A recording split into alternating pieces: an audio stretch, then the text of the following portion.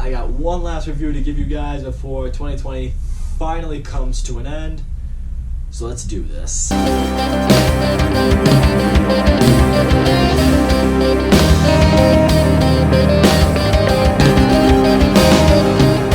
Wonder Woman 1984 is the sequel to Wonder Woman and the newest movie in the DCEU. I am a huge fan of the first Wonder Woman. I think that's by far, and I mean by far, the best movie in the DCEU. I thought Gal Gadot was great as Wonder Woman. I really love the story. I really love the setting. It's honestly one of the best superhero movies we've gotten in the last decade. So naturally, we all expected that with the movie being that successful, in fact, with that being the first great movie in the DCEU, I would say, it seemed inevitable that the sequel was going to be made, and now, here we are. I was really looking forward to the sequel. I loved the idea of Gal Gadot coming back to Wonder Woman. I also was really interested to see how Chris Pine's character would come back. You got a good cast of people. Patty Jenkins returned as the director. I had some high hopes for this movie. I was actually worried for a while that I wouldn't get to see it because, unfortunately, if you live in the state of Massachusetts, which I do, theaters are once again temporarily closed because, you know, of the potential outbreak that's once again going to happen with COVID. So I, last night, downloaded HBO Max, watched it on there. Now I'm here to give you guys my thoughts. I gotta say, in order to really explain my thoughts on this movie, I think I have to go into spoiler territory. So, like my old school reviews, this review is gonna have some spoilers in it. So if you want to see Wonder Woman 1984 and not be spoiled, you've been warned. I gotta say, right off the bat, the first 30 minutes of this movie, I kind of thought geared towards being a little too cheesy for me. We see a flashback of Diana when she is a little girl. She's competing in this race among these other older Amazon warriors. She's winning the race for a while, but then she falls off her horse, but then she finds a shortcut to get her to the finish line faster. She's about to win the race, but then her aunt steps in and stops her, and she's all upset. It's like, why'd you prevent that? It's like, because Diana, you cheated. And no true hero is born from lies. And don't get me wrong, I totally get the lesson. I totally get the moral in that message that, you know, you need to win with honor. You need to, you know, live your life with honor. You can't live it with deceit. But I will say, the second I heard that, I was like, that's completely foreshadowing to how this movie's gonna go down. I was like, I hope this movie doesn't get too predictable. And fortunately for me, this movie started to do so. I think because it kind of hits you with that right out the gate. Eventually we shift to present time, which in this case is the year 1984, as the title suggests, and the opening action scene with Wonder Woman, not gonna lie, I laughed, and not for the right reasons. These guys are trying to rob this antique store, you know, security in this mall are trying to stop them. One of them takes this little girl and is prepared to throw over the balcony to accomplish I don't even know what. I really don't know what that would have accomplished. It's like, dude, you are literally surrounded by a ton of people. There's no way you're going to really be able to escape this. I mean, you throw that girl off this balcony, you're also going to go to jail for murder. Even his colleagues were telling him, like, don't do it. It's like, what are people thinking? Even the writing in the scene, the comedic attempts in this movie, it's all... none of it was done particularly well. It felt kind of cringy. And of course, Wonder Woman swoops in, she saves the day, she saves the girl, she stops criminals, and, you know, yay, victory. It was just a really underwhelming action scene. I mean, from what I experienced in the first Wonder Woman, the action was just so great, so well done, and just epic and badass. I'm sorry, but stopping a mall robbery with a bunch of, like, really dumb robbers, I don't know, security seemed like they had that underhand. It just doesn't seem like it should be on Wonder Woman's to-do list. But I will get into the positives about this movie. Gal Gadot, once again, as Wonder Woman, she is great. I mean, she's beautiful, she's confident, she's kind, she's a complete badass. She's just the type of hero you can easily root for, and that's what I love about Gal Gadot's portrayal of her. Later on in the movie, she befriends Barbara Minerva, played by Kristen Wiig, and Kristen Wiig's this geologist who's discovered this rock that apparently allows its user to, you know, make a wish. It'll be granted. Of course, there's only one wish Diana would make, and that would be for Steve Trevor to come back to life. She makes that wish, and lo and behold, Steve Trevor is back, Chris Pine portraying him once again. And once again, just like in the first Wonder Woman, Chris Pine and Gal Gadot have great chemistry together. You totally buy into their relationship. I really like the way they talk to each other, the way they joke with each other. They actually felt like a real couple in this movie. You know, in the first movie, there was like the building romance between them. In this one, like the relationship is established, and it felt like a real one. It felt like a genuine one. And I did like seeing Chris Pine be in the reverse role that Gal Gadot was in the last movie. You know, in the first Wonder Woman, Diana was the fish out of water. She was all, you know, in awe of what the real world was. She didn't know what anything is. Well, now, in Steve's case, he's been dead for how long? 20 years, give or take? And now, he doesn't know what anything is. Like, the world has changed so much in over 20 years that he doesn't understand, like, how planes totally work now, or what the world does for entertainment, or what art is, or what style is. Moments like that actually made for some funny moments that I did think worked with the movie. Now I want to get into Kristen Wiig, who, you know, plays Barbara Minerva, and then eventually becomes Cheetah.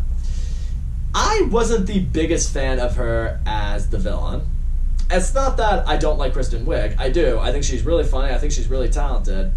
But I was concerned on how she would be as a supervillain in this movie. And I'm going to be honest, I got a lot of a Jamie Foxx as Electro in the Amazing Spider-Man 2 vibe from her. You know, you have this character who's kind of nerdy, geeky, nobody really notices them. And then, in Barbara's case, she makes a wish like, I wish I was like Wonder Woman, you know, beautiful, noticed, powerful, confident. And, you know, she slowly begins to turn into that. And progressively, you know, because when you wish for something on the stone, it, you know, takes something from you. In this case, it just takes away her kindness, and now she's turned into an evil bitch. And it all just happens so abruptly and so fast, and I'm just like, whoa, a minute ago you were like one of the nicest people ever, and now you're evil, and now you want to kill Wonder Woman? It didn't really feel like development. It's like, alright, we need Cheetah to be a supervillain because she is Wonder Woman's archenemy, so really quickly we gotta speed this up, we gotta make her evil. It didn't really work for that movie. And for me, I didn't totally buy into it for this one. I was really excited to see Pedro Pascal in this movie. I've become a huge fan of his, mostly from The Mandalorian. I was excited to see what he would do as Max Lord. And what I do like seeing in his character is, at least with him, you sense a lot more desperation out of him. His oil company is pretty much in the toilet. He's about to lose everything.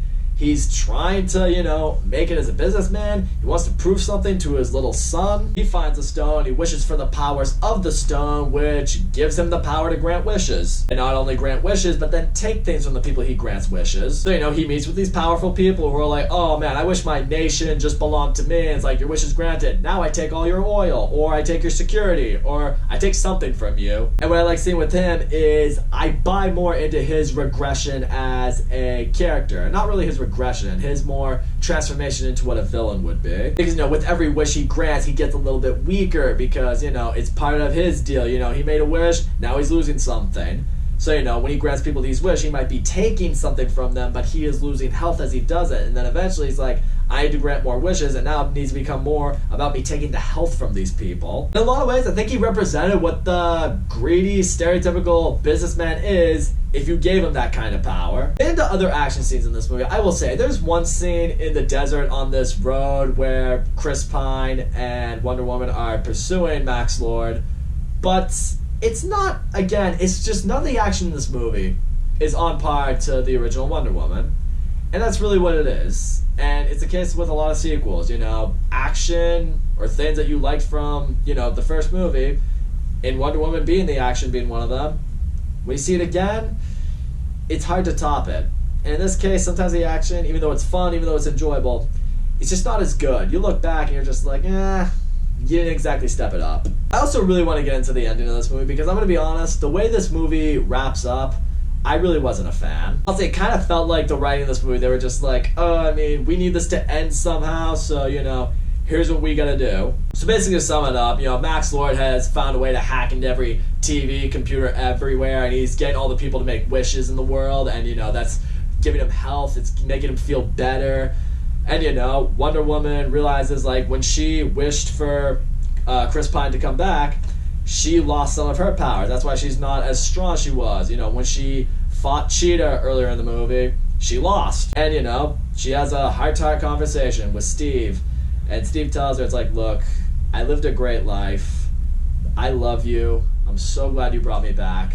But I am not worth the world dying. You need to renounce your wish. It'll make me dead again. But you'll have the power you need to stop this. You know, they kiss goodbye. Wonder Woman's like, I love you too. And, you know, she walks off, renounces her wish. Now she has her powers again. What I didn't like about this was, and this is the thing I've had in other movies, they brought Steve Trevor back, which I was cool with, which I was fine with. But then for him to just die again,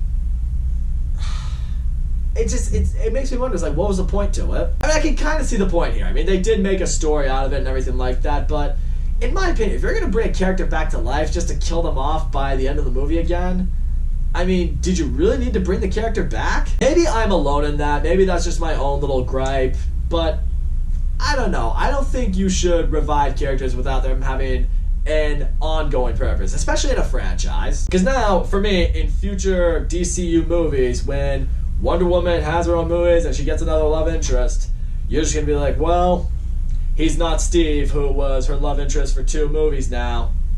I mean, it's not going to feel right. Then again, the world is turning more feminazi by the minute, so they'll probably just go the whole like, hey, she's a strong, independent woman who don't need no man.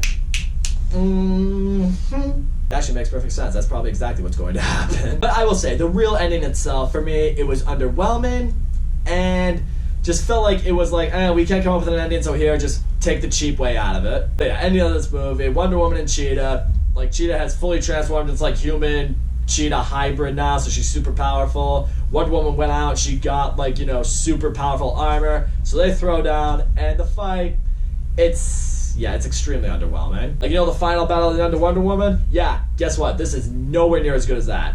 Nowhere near. That fight lasts for about, I don't know, 3 minutes, and then she goes to confront Max Lord, who's just, you know, granting wishes and getting healthy. And the way this movie ends, she, you know, has her little message towards Max Lord, and, you know, she tells him it's like, what she was told in the beginning of the movie, this is what I said, foreshadowing, where she says, no true hero is born through lies. And she's like, if you just grant these people all these wishes, you know, they're basically just living lies. It's like they can wish for anything, and it's all going to be okay, and they're never going to be satisfied. You know, it's like the way you are doing this is through deceit. You are taking away their life force. You're getting healthier because of it. Your son is in danger of this. It's like, you need to renounce your wish, and everybody else needs to renounce their wish. And, you know, he hears that, and they pull the whole, alright, bad guy's gonna turn good. He renounces his wish, everyone in the world renounces their wish, and the world just goes completely back to normal. Here's why I don't like that. First of all, it seems like a total cop-out. It's like, alright, everyone just takes back their wish, and, you know, everything goes back to normal, everything's okay. That goes against one of the most popular sayings in the world. It's like, you can't take back the things that you say. You can't unring the bell. This movie goes completely against that. It's like, oh no, you can take back your wish and everything's gonna go back to normal. Really? That just seems too easy. And it's still like, everything goes back to normal, and, you know, Max, you know, reunites with his son, and he and his son hug, and, you know, the son's like, I still love you, daddy, you know, all that sweet stuff. But, you know, it's like, Max Lord did cause a lot of pain, and he caused a lot of, you know, stuff to happen to the world that wasn't exactly beneficial. Is he just gonna go unpunished? I'm now assuming yes, because the world did go completely back to normal, because, you know, everyone renounced their wish. But again, it seems cheap. I would have liked a more darker approach to it, like what it seemed like it was gonna be for the entirety of the movie. It's like, the only way to undo the powers of the stone is to destroy the stone, which means they would have had to destroy Max Lord somehow, some way. I actually would have appreciated that, because then everything would have gone back to normal, sure, but Wonder Woman would have had to kill this man to do it, or maybe, possibly, he realizes the error of his ways, and instead of renouncing his wish, which maybe he can't do, maybe he sacrifices himself. Maybe he pulls a Doc Ock from Spider-Man 2, and he's like, I'm not gonna die a monster, and again, he just sacrifices himself so the world goes back to normal. Or even still, if you're just gonna kill Steve Trevor off again, have him kill Max Lord or something. I don't know. Have him kill Max Lord, sacrifice himself, and once again, Wonder Woman has to watch the man of her dreams die. I know, you'd probably be like, well, then the son would be without his dad.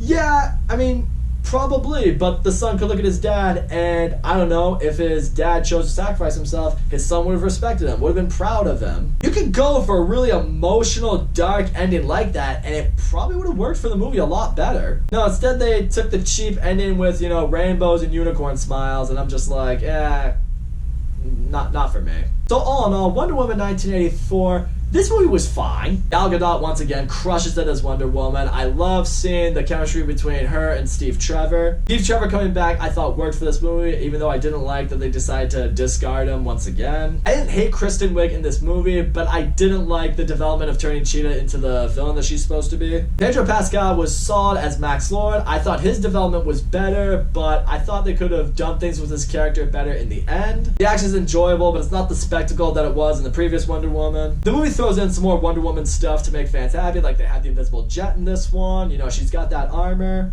This movie was also way longer than it needed to be. It was like 2.5 hours long.